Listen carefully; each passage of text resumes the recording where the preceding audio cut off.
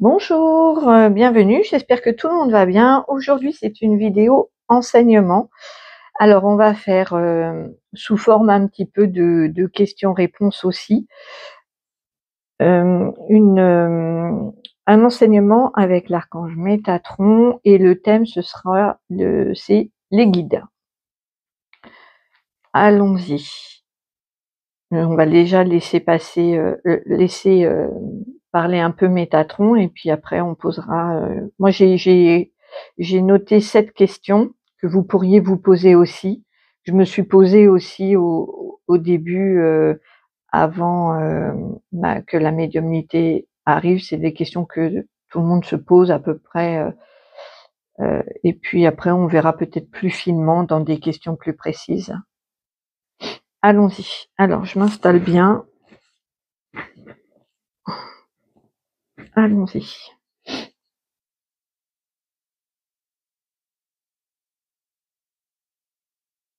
Métatron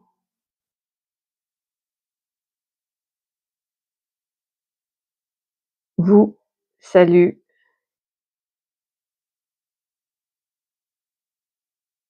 les mains tendues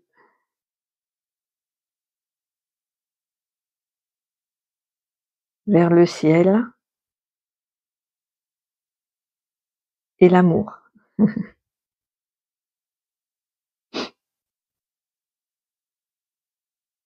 Vous avez fait le choix d'expérimenter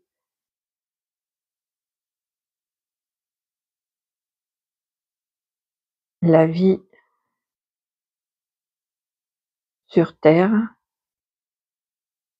avec la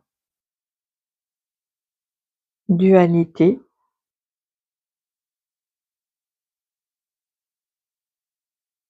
la matière et l'oubli total de vos vies antérieures. Mais vous n'êtes pas seul. D'ailleurs, vous ne l'êtes jamais. Et là, il m'envoie dans la tête même un ermite en haut de sa grotte, comme beaucoup de moines tibétains ont pu l'expérimenter. Ils ne sont pas seuls. Personne n'est seul à aucun moment de son existence, de jour comme de nuit. Il n'y a aucune seconde où vous êtes seul. Voilà, c'est ce qu'il m'envoie en image. Vous ne l'êtes jamais. Pour vous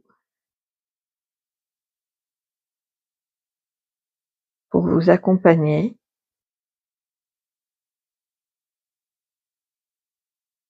une équipe veille sur vous.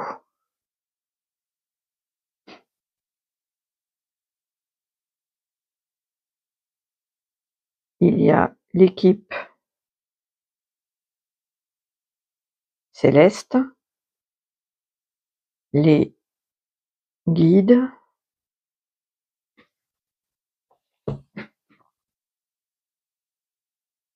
les défunts, etc. et l'équipe divine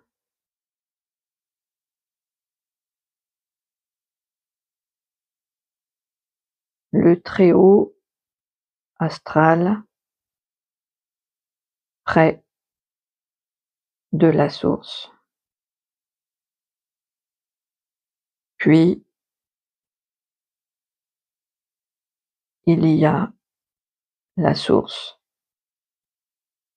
elle-même. Donc voilà, quand il m'envoie des images, j'arrête l'écriture pour vous expliquer. Il m'envoie que ça fait un peu comme plusieurs strates.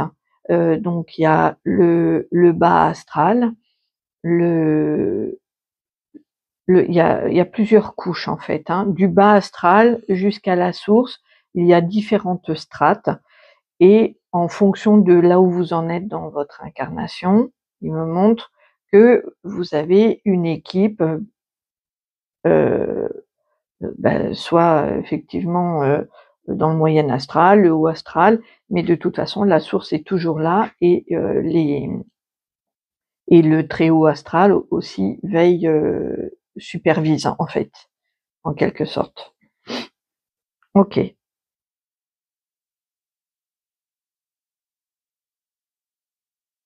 Les guides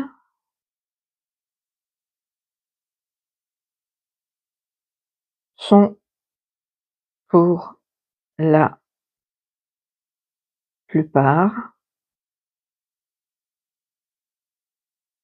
des âmes incarnées actuellement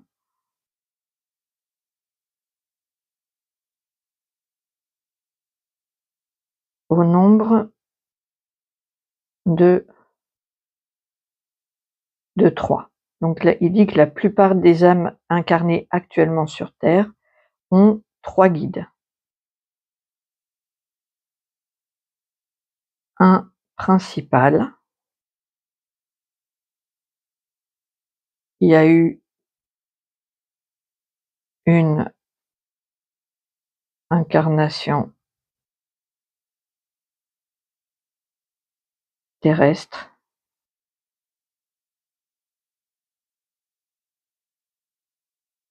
pour la plupart d'entre vous. Donc il y a un guide principal, qui a été incarné au moins une vie terrestre, ou plusieurs, pour la plupart d'entre nous.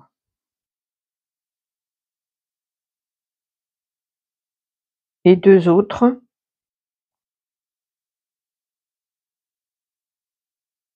secondaires. Votre guide principal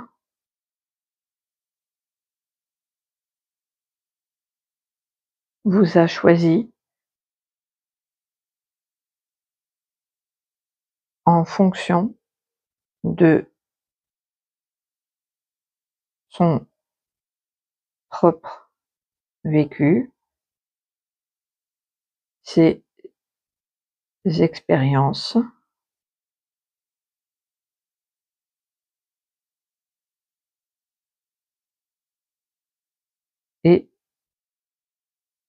et sa vibration. Ok, donc apparemment c'est notre guide principal qui choisit l'âme qu'il va accompagner durant son incarnation. Oui. Le choix se fait dans ce sens-là. Votre guide est beaucoup plus élevé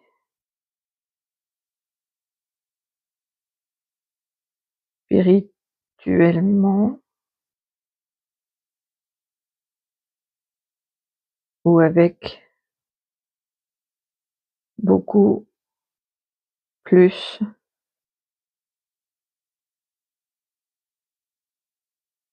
d'expérience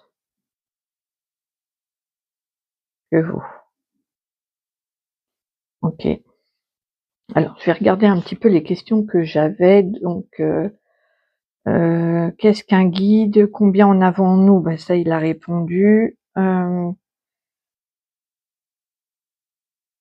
Oui, donc à quoi concrètement il sert le guide?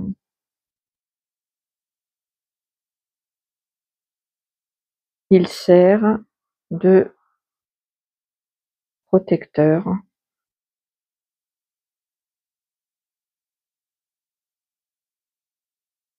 et d'inspiration.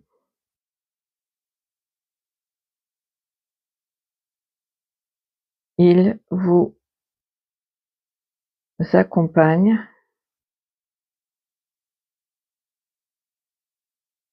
toute votre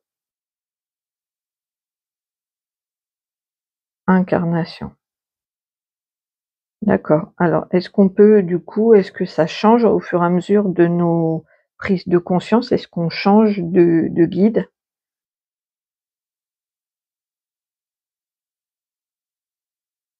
On, on ne change pas de guide principal, mais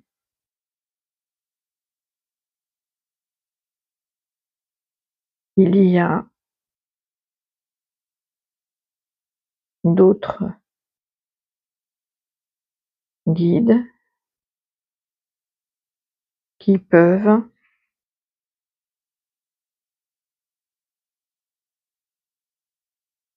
ponctuellement,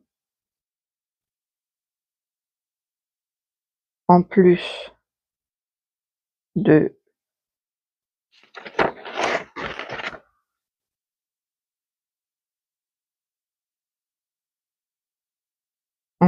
votre guide principal, vous enseigner, vous guider dans les carrefours. Dans les carrefours de vie. Ah oui, donc on garde son guide principal toujours et ponctuellement se rajoutent d'autres guides en fonction de ce qu'on vit. Oui, ils sont momentanés. OK. Qu'est-ce que j'avais d'autre? Est-ce qu'on peut avoir un guide extraterrestre? Oui, toutes les âmes le sont. Les guides y compris.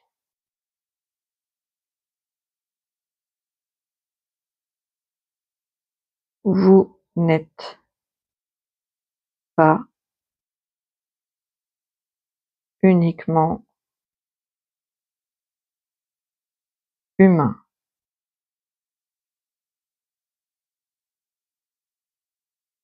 Vous l'êtes pour cette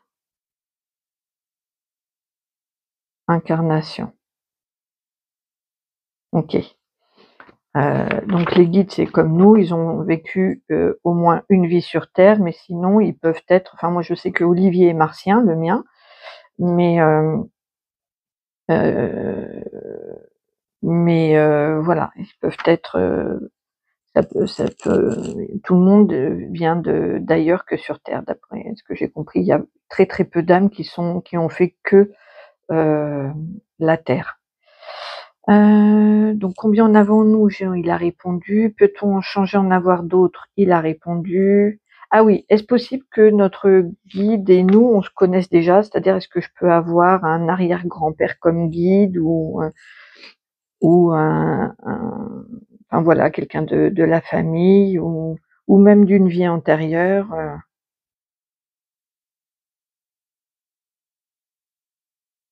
Non,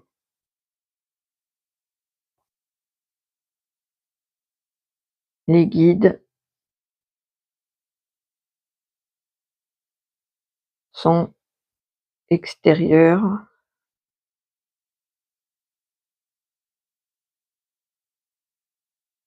à vos connaissances.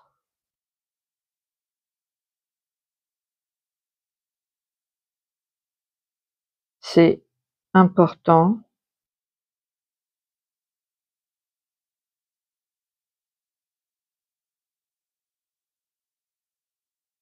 pour que rien n'interfère dans votre relation. Sachez que vos guides évoluent aussi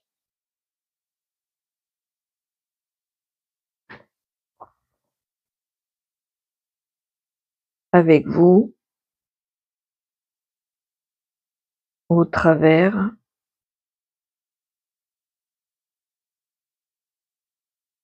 de vos expériences.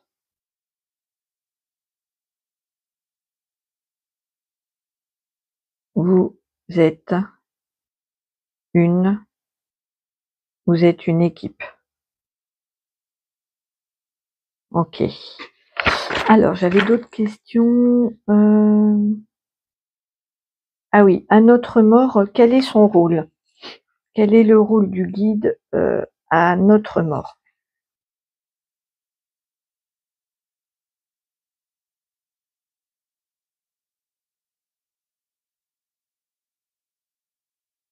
Au moment du décès,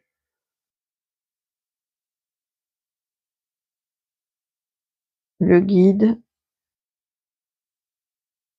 vous accompagne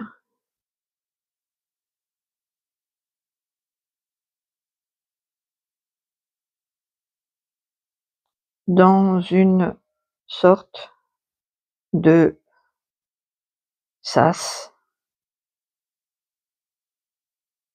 pour vous soigner si besoin et vous reposer, prendre conscience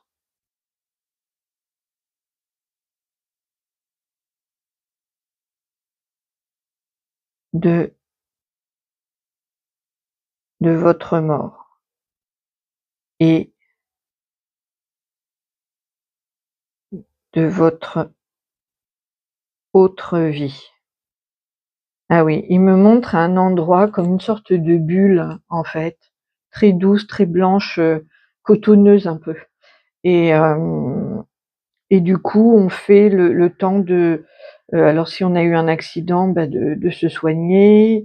Si ça a été brutal, le temps de se calmer, de prendre conscience qu'il y a eu un départ, mais de prendre conscience aussi que, que la vie continue.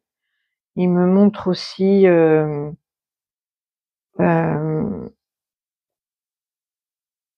qu'en fonction des dégâts qu'il y a eu, on reste plus ou moins longtemps dans cette bulle avec, beaucoup de on est isolé avec, notre guide pendant plus ou moins de temps, c'est très variable d'une âme à l'autre en fonction des prises de conscience aussi qu'il y a eu avant ou pas. Mais voilà, on est dans une bulle de coton très douce, très, en tête-à-tête avec, son guide principal et voilà, c'est ce qu'il me montre. C'est ce qu'ils appellent une sorte de sas.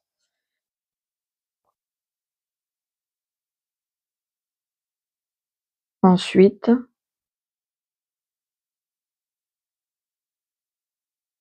votre guide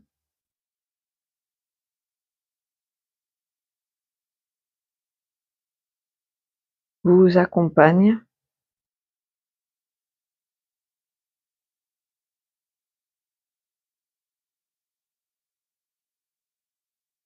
pour faire le bilan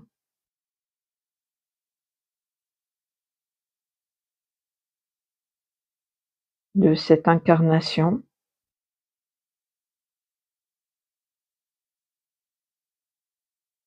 avec la source. Oui, on me montre qu'une fois qu'on sort du sas, quand on est prêt, heu, il y a un petit moment où on rencontre, nos proches, nos défunts, un petit temps et après on est amené il y a une sorte de porte, où là, voilà, notre guide nous accompagne jusque-là pour faire après le point, le bilan de cette réincarnation avec la source. Donc apparemment l'accompagnement de notre guide se fait jusque-là, jusqu'à cette, sorte de porte. Et ensuite, est-ce qu'on le revoit, ce guide ou pas?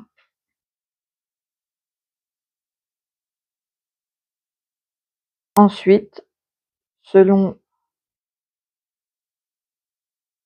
la relation,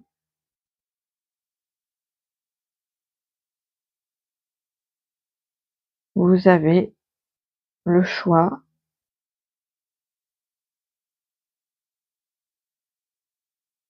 tous les 2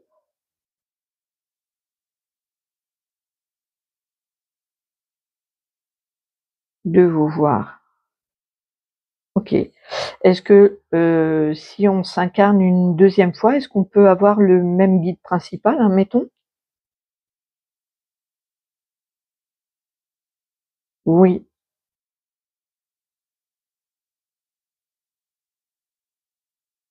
si la relation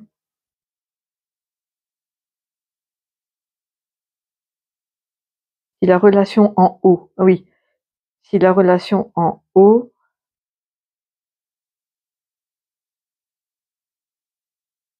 ne s'est pas développée,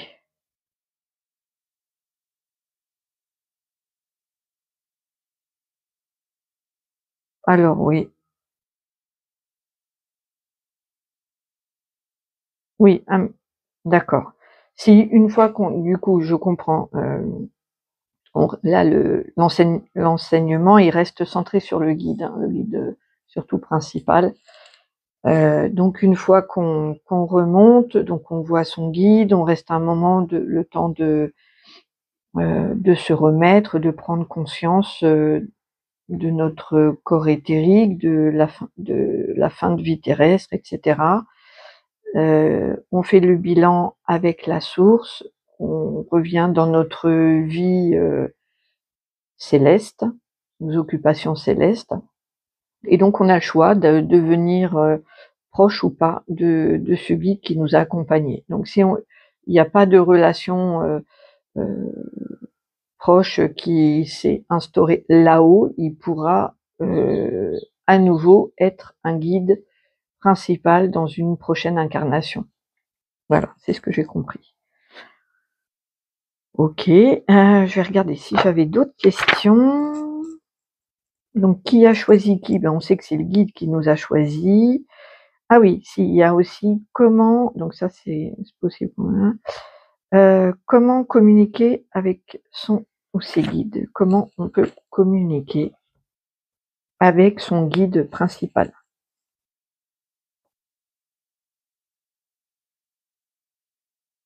Pour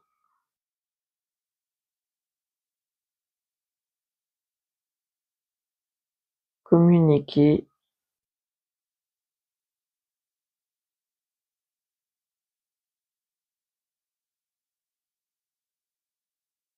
avec le monde céleste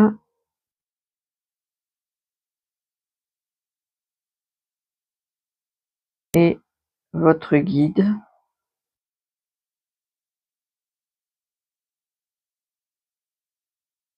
Vous pouvez passer par la prière. Ah oui, d'ailleurs, il y aura un enseignement sur la prière, on m'a dit tout à l'heure. Ça, c'est entre parenthèses. Vous pouvez passer par la prière ou faire une demande précise. Notez-la et observez comment votre guide vous répond. Ah oui, là, il m'envoie le fait qu'il y ait plusieurs possibilités pour le monde céleste et pour les guides aussi de répondre. Il y en a certains qui vont aimer communiquer par des musiques, des chansons. Il me montre l'électricité, donc le clignement de lumière, ça peut. Il y en a qui aiment beaucoup tout ce qui est les plumes, d'autres ça va être les rêves. Pour certains, ça va être les cartes, de regarder des vidéos sur YouTube. Il y en a qui vont avoir la clairaudience, la clairvoyance de dans des rêves, dans beaucoup de messages dans les rêves.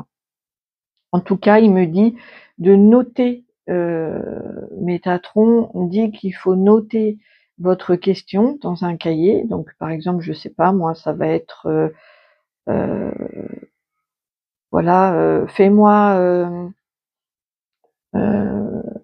un signe pour me dire que tu me parles, par exemple. Voilà, que tu es près de, il est près de nous tout le temps, donc c'est pas un bon exemple. Mais pour dire que tu veux me dire un oui, par exemple. Voilà. Donc vous notez ça dans votre cahier et puis après vous laissez passer la journée, un peu plus. Des fois c'est pas tout de suite, ça peut prendre quelques jours quand on n'a pas, quand on le fait pas souvent, et d'observer ce qui vous est arrivé d'un petit peu surprenant. Hein. Ça peut être un oiseau qui rentre chez vous par la fenêtre, ça peut être un comportement inhabituel de votre chat, qu'il ne fait jamais, par exemple. Il y a quelque chose d'inhabituel qui a suscité un intérêt et que vous n'avez pas forcément relié à votre guide. Et ben, si vous avez demandé un signe, c'est sa façon de communiquer. Donc si par exemple il aime bien communiquer avec les oiseaux, prêtez attention en demandant, voilà, fais-moi un petit signe par le biais des oiseaux. Du coup, vous saurez ce qu'il aime, ce que votre guide aime. C'est ça en fait. Donc la première question, ça va être montre-moi un signe qui me fera tout de suite penser à toi, quel que soit le signe. Et une fois qu'il vous a montré ce qu'il aimait bien, et ben vous pourrez petit à petit instaurer un échange. Au début tout simple, juste voilà, dis-moi si ce choix-là est bon pour moi. Et vous attendez si ça se reproduit d'une autre façon, si c'est par le biais des oiseaux, ben voilà, vous allez observer et affiner du coup le dialogue petit à petit. Ça prend quand même du temps au début, donc il faut pas se décourager et puis il faut laisser un petit peu de temps. Le facteur temps n'est pas du tout le même là-haut. Moi, souvent, quand je leur demande par exemple de me faire une caresse sur la main, je sais pas, moi, je vais te demander maintenant et puis je vais l'avoir peut-être dans 10 minutes. C'est pas immédiat. Et au début, ça prenait encore plus de temps. Au tout début, en, en 2010, quand j'ai commencé à avoir mes premiers signes, ça prenait quelques jours. Bon, maintenant, ça prend quelques minutes, mais parce que les années sont passées, l'expérience est là. Donc voilà. Voilà les amis, j'espère vous avoir un petit peu éclairé. Si jamais vous avez d'autres questions, n'hésitez pas à les mettre en commentaire. Avec Métatron, on y répondra volontiers. Les questions qui concernent uniquement ce thème-là, hein, parce qu'il y aura d'autres enseignements sur d'autres thèmes, donc on reste sur le thème des guides. Prenez uniquement ce qui résonne. Si cet enseignement ne vous parle pas du tout, ça sert à rien de mettre un commentaire disant vous dites n'importe quoi. De toute façon, ici c'est chez moi, j'ai pas la vérité absolue. Je vous transmets les messages que je reçois tels que je les reçois. Bien sûr, ça passe par mon filtre, c'est normal. Je suis incarnée, donc voilà. Donc il se peut que ça vous parle pas et c'est ok. Juste concernant les commentaires irrespectueux, je ne les garde pas sur ma chaîne. Ici, je suis chez moi, je garde pas la négativité ou les poubelles des autres. Enfin, je ne laisse pas. Voilà, c'est mon activité, mon espace, mon petit cocon. Je le partage avec tous ceux qui le veulent bien, et puis ceux qui veulent pas, il y a juste à refermer la porte discretos, et puis c'est ok, et c'est normal de pas rentrer en vibration avec tout le monde, et heureusement d'ailleurs, heureusement. Donc voilà, moi je vous embrasse très fort, j'espère vous éclairer à chaque fois un petit peu, et prenez bien soin de vous, c'est très important. À bientôt, au revoir.